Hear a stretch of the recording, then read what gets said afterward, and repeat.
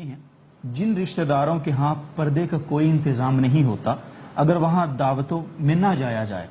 تو دعوت ٹھکرانے کا گناہ تو نہیں ہوگا؟ جی، رشتہ داری نبھانا یہ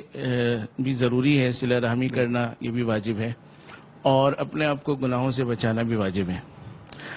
اب اس کی کوئی درمیانی صورت اگر نکل آئے تو اس پر عمل کیا جائے گا،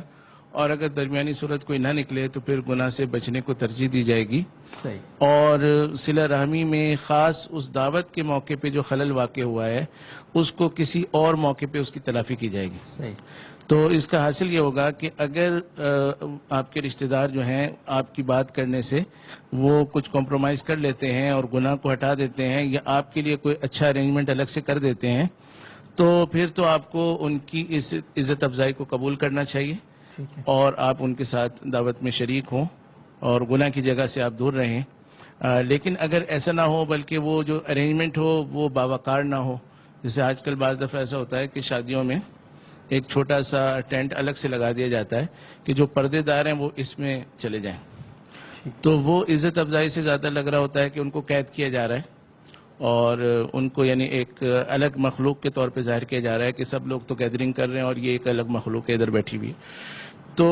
کیونکہ اس میں باوقار انداز نہیں ہوتا، تو لہٰذا اس کو میں ریکمنڈ نہیں کروں گا۔